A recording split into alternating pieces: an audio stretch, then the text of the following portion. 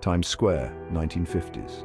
A symphony of neon lights illuminated the bustling heart of New York City. The lights were not just mere decorations, they were the lifeblood of the city, pulsating with the energy of countless dreams and ambitions. Each sign, each flicker of light told a story of its own, contributing to the grand narrative of the city that never sleeps. Crowds surged through the streets, a sea of faces caught in the city's relentless rhythm. People from all walks of life converged here, their paths crossing in a chaotic yet harmonious dance. The streets were alive with the footsteps of dreamers, hustlers, and wanderers, each with their own story to tell. The diversity of the crowd was a testament to the city's magnetic pull, drawing individuals from every corner of the globe. The air crackled with energy, a blend of car horns, music, and the murmur of 1,000 conversations. The sounds of the city were a symphony in their own right, a cacophony that somehow made perfect sense. Car horns blared, adding a staccato rhythm to the urban melody, while snippets of music floated through the air, providing a soundtrack to the city's ceaseless activity. The murmur of conversations, each one a thread in the tapestry of city life, wove together to create a rich auditory experience. It was a place of dreams, a place of possibilities, a place where anything could happen. The neon lights were beacons of hope, guiding the way for those who dared to dream big. In Times Square, the line between reality and fantasy blurred, and the impossible seemed within reach. It was a place where the ordinary could become extraordinary, where the mundane could transform into the magical. Amidst this urban chaos, a strange event unfolded. The city's rhythm was momentarily disrupted, as if time itself had hiccuped. The bustling crowd, the relentless flow of traffic, all seemed to pause for a brief, surreal moment. It was as if the city held its breath, sensing that something out of the ordinary was about to happen. A man, seemingly out of sync with the world around him, stumbled onto the busy intersection. His presence was jarring, a stark contrast to the modernity that surrounded him. He moved with a hesitant, almost bewildered gait, as if he had been thrust into a world he did not recognize. The crowd parted around him, their curious glances following his every move. His clothes, his demeanor, everything about him screamed of a bygone era. He wore a suit that seemed to belong to the 19th century, complete with a bowler hat and a pocket watch. His mannerisms, too, were out of place, reminiscent of a time long past. He looked around with wide eyes, taking in the neon lights, the towering buildings, and the bustling crowd with a mixture of awe and confusion. He was a ghost in the machine of modern life, a whisper from the past materialized on the asphalt stage of Times Square. His presence was a reminder of the city's rich history, a living link to a time when the world was a very different place. As he stood there, lost and out of place, he became a symbol of the timeless nature of New York City, a place where the past and present coexist in a delicate, ever-shifting balance. Rudolph Fentz. That was the name etched on the identification card found in the man's pocket. His attire was a stark contrast to the fashions of the 1950s. He wore a frock coat, a vest, and a top hat, clothes that seemed to belong in a history book rather than on the streets of New York. His bewildered expression spoke volumes about his disorientation. His eyes darted back and forth, trying to make sense of the unfamiliar surroundings. The towering buildings, the speeding cars, the cacophony of the city, it was all overwhelming. He had been thrust into a world he didn't recognize, a world that seemed to move at a pace he couldn't comprehend. The man's confusion proved fatal. Disoriented and overwhelmed, he stepped into the path of an oncoming taxi. The screech of brakes pierced the air, followed by a sickening thud. The crowd gasped, a collective intake of breath at the sudden and tragic event. The man lay motionless on the ground, his journey from the past cut tragically short. As the police and ambulance arrived, a sense of unease settled over the scene. This was no ordinary accident. The man's clothing, his bewildered expression, it all hinted at something inexplicable. The officers began their investigation, unaware that they were about to stumble upon a mystery that would baffle and intrigue for decades to come. The contents of Rudolph Fentz's pockets were like artifacts from a forgotten time.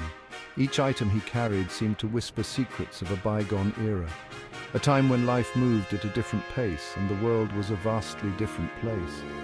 These objects were not just relics, they were pieces of a story that had somehow slipped through the cracks of history.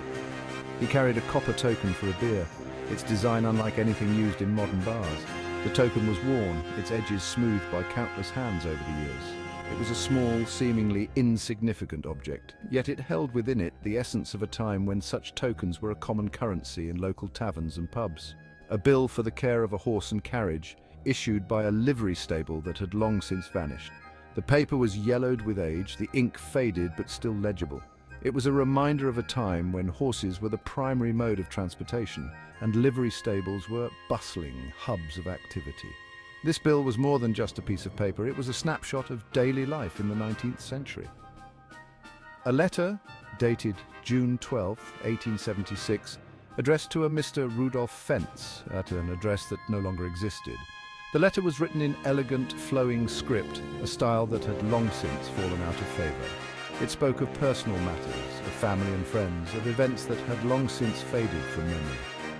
This letter was a tangible connection to a man who had lived over a century ago, a man whose life was now a mystery. Each item was a piece of a puzzle, a tangible link to a past that seemed impossible. The police were baffled. They had never encountered anything like this before. These items, so out of place in the modern world, raised more questions than answers. How had they come to be in the possession of a man who seemed to have stepped out of the pages of history? The investigators were determined to uncover the truth, but the more they learned, the more perplexing the case became. Who was this man, and where did he come from? His clothing was another enigma. It was meticulously tailored, made from fabrics that were no longer in use. The style was distinctly 19th century, yet it showed no signs of wear or age. It was as if he had stepped out of a time machine, bringing with him the essence of a long-lost era. The man's identity remained a mystery, and his sudden appearance in the modern world was a puzzle that defied explanation. The clues pointed to a time long gone, a time before cars and skyscrapers, a time that seemed as distant as a fairy tale. The streets were filled with horse-drawn carriages, and the buildings were modest, their facades reflecting the architectural styles of the 19th century. Life moved at a slower pace, and the hustle and bustle of modern life were nowhere to be seen. This was the world that Rudolph Fentz seemed to have come from, a world that had vanished into the annals of history, yet here he was, a living, breathing anachronism, challenging our understanding of time and reality. The mystery of Rudolph Fentz was not just a puzzle to be solved, it was a journey into the past, a journey that invited us to question everything we thought we knew about the nature of time and existence. The investigation led the police to the address on the letter. It was a curious case that had baffled the authorities, and they were determined to get to the bottom of it. The address on the letter was their only lead, and they hoped it would provide some answers. It was an address that had existed in the late 19th century but was now home to a modern office building. The contrast between the old and the new was stark, and it added to the mystery of the case. How could a man from the past be connected to a place that had changed so much over the years? Undeterred, they delved into the archives, searching for any trace of Rudolph Fentz.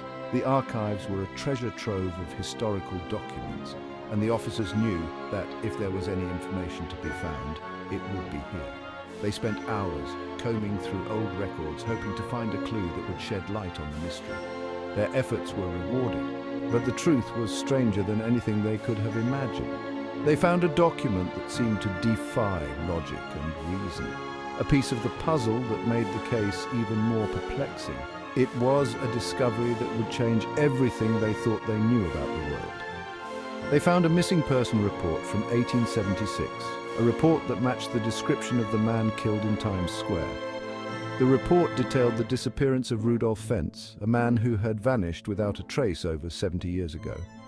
The description in the report was eerily similar to the man they had found, down to the smallest detail. Rudolph Fentz, a resident of New York City, had vanished without a trace, leaving behind no explanation for his sudden disappearance. The photograph in the report showed a man dressed in the fashion of the time, a man who looked out of place in the modern world. It was as if he had stepped out of a different era and into the present day. It was as if he had stepped out of his life in 1876 and reappeared in the 1950s, only to meet a tragic end. The passage of time seemed to have no effect on him, and it was as if he had been transported through time itself. The mystery of Rudolph Fentz was one that would continue to baffle and intrigue for years to come. A story that defied explanation and left more questions than answers.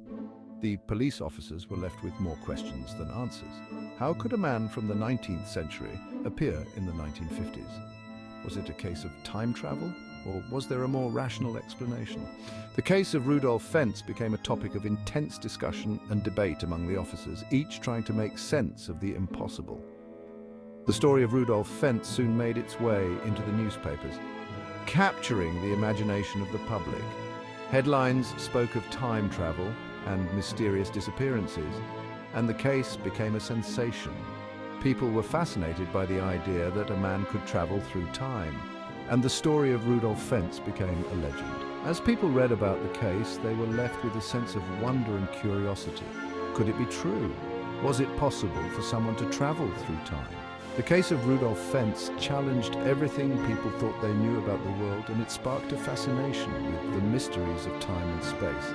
Historians and researchers began to delve into the case, hoping to find answers.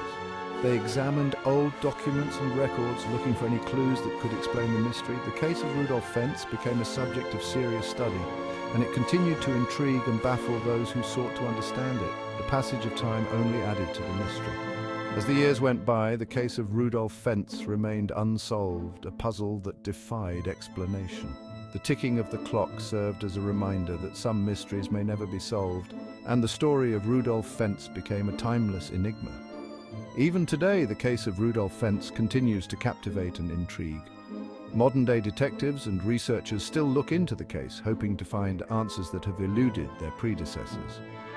The story of Rudolph Fentz is a testament to the enduring power of mystery and the human desire to seek the truth, no matter how elusive it may be. The city of New York, with its blend of old and new, serves as a fitting backdrop for the story of Rudolph Fentz. It is a city where the past and present coexist, and where the mysteries of time continue to captivate and intrigue. The story of Rudolph Fentz is a reminder that some mysteries may never be solved, but they will always inspire wonder and curiosity. The case of Rudolph Fentz took an unexpected turn when a researcher uncovered a startling revelation. The story, with its intriguing details and baffling circumstances, was not a factual account but a work of fiction.